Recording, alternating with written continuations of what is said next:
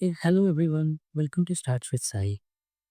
In this video, we'll see what are the different, we'll try to understand what are the different hypothesis tests and interpret their results and how to interpret their results and what are the common mistakes that people do when they're doing hypothesis testing.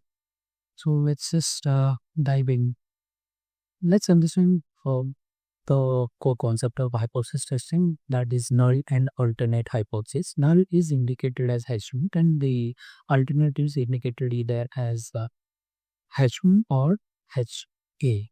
So what null hypothesis says is there is no effect or no difference, whereas alternative hypothesis is opposite to that. We want to claim that, the claim that was made in the null hypothesis, we want to test that claim. That's what alternate hypothesis says. For example, the ad campaign had no effect on sales is the null hypothesis, whereas alternate hypothesis is the ad campaign increased the sales. And the hypothesis testing, how does it flow? Like the different steps in the hypothesis testing. First, we'll have to define a hypothesis. Then we'll have to set a significance level alpha, which is commonly 0.05, and we will collect and we'll need to collect and analyze the data. Followed by we'll have to compute the p-value, and finally we, based on the outcome out of the p-value, we will accept or reject the null hypothesis. And what is p-value? It is the probability of observing a test statistic as extreme as or more extreme than the one calculated from your sample, assuming H naught is true. So it says that what is the probability of the result is not by chance, but a difference actually exists. That's what it p-value says. It's not by chance, but by some kind of difference is there. So that's what we are trying to understand. So the basic thumb rule is if p-value is less than alpha here the significance level, which is commonly set as 0.05. If it is less than alpha, we generally reject the H naught null hypothesis, saying that we could not find any evidence towards null hypothesis, or we found evidence towards alternative hypothesis. There are different types of hypothesis tests like Z test, T test, F test, chi-square test, and other tests like Mann-Whitney test, Wilcox, ANOVA, Kruskal-Wallis, and Shapiro-Wilk test. So these tests can be broadly classified into two groups: parametric tests and non-parametric tests. A parametric test is something that assumes your data follows a normal distribution, and it gives us more statistical power because the data follows normal distribution, and it is only applicable for continuous data, meaning if you have any, for example, the test scores in a class of a group of students, or heights of the group of students, or the salaries of or group of employees, basically on which you can perform any mathematical operation. Examples of parametric tests are T test, ANOVA, Z test, and F test. And the other one is other group is non-parametric test, which does not assume any distribution, which is if you think that your data is not following normal distribution, you can go with the normal non-parametric test. And if the data is very skewed or cardinal or categorical data, then you will use a non-parametric test. And these tests are less sensitive to outliers because the data is often not continuous. Examples include Mann-Whitney test, Wilcox, Kruskal-Wallis, and chi-square.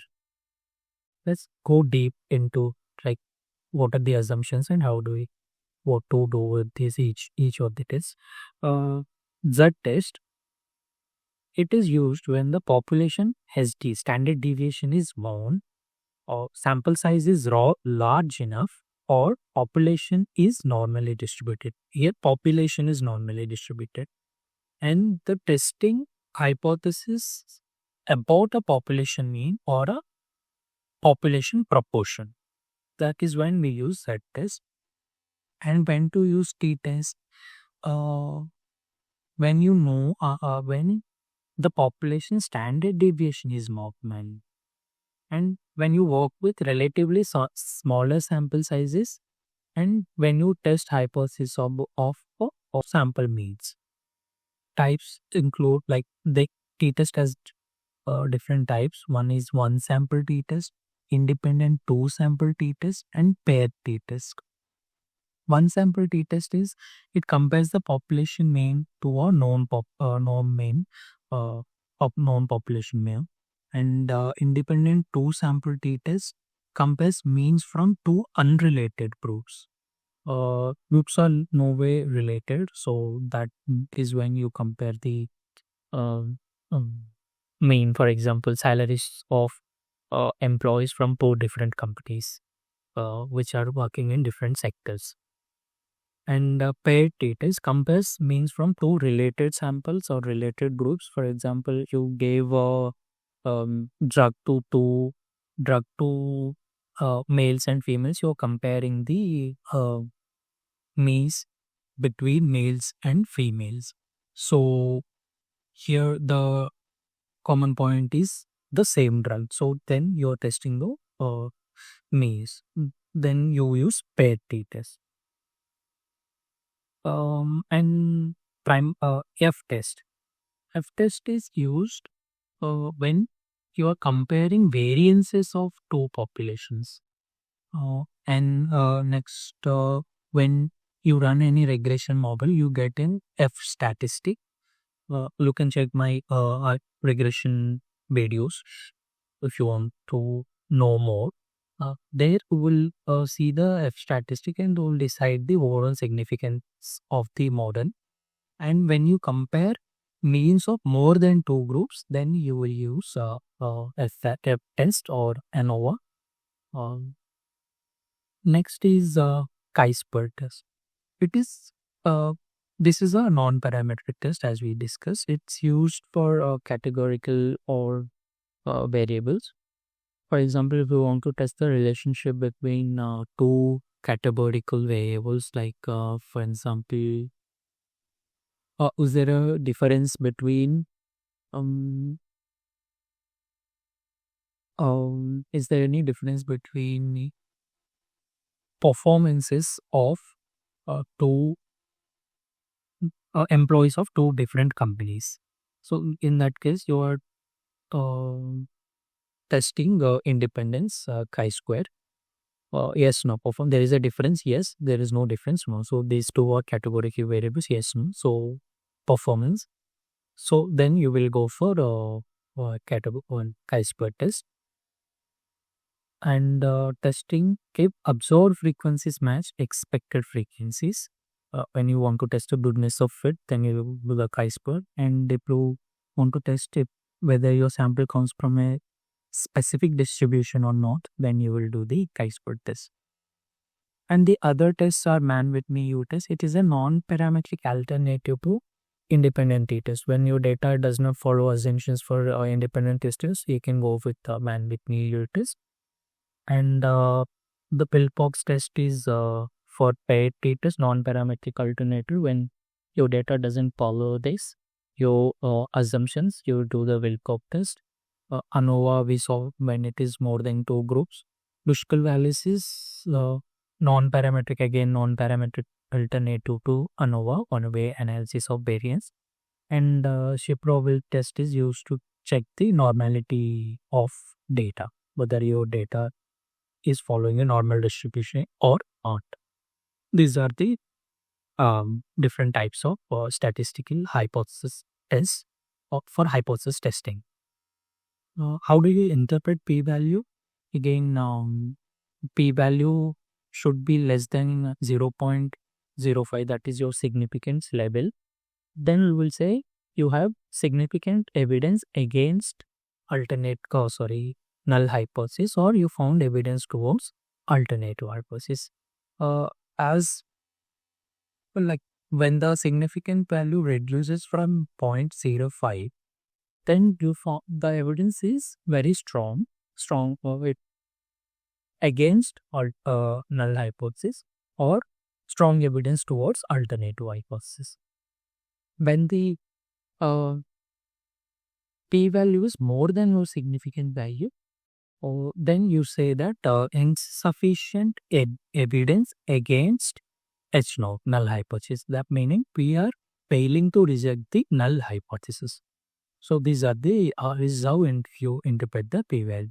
So there is then another video on complete hypothesis testing, like the theory uh, behind it, what is what and all. You can check out that video for detailed hypothesis testing, like things behind this hypothesis testing.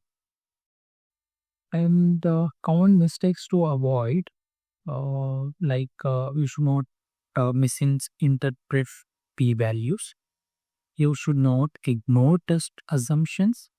You should not be hacking. You should not manipulate data to match your required p value. Should not use inappropriate tests. So you should use the suitable test only for your data, and you should not confuse statistical significance to the practical significance. And statistical significance is the result that you get from the test, but the practical significance is it really applicable in the uh, outside, like in the real world scenario. So that you should be careful about. So finally, as we know, hypothesis testing helps us make data-driven decisions. We should choose the right test based on the data and the question we are testing.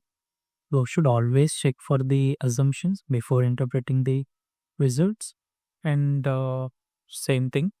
And Python will provide you powerful tools for these cases. Or you can do it in the R Studio or R also, for which I will make a separate video. So yeah, thank you.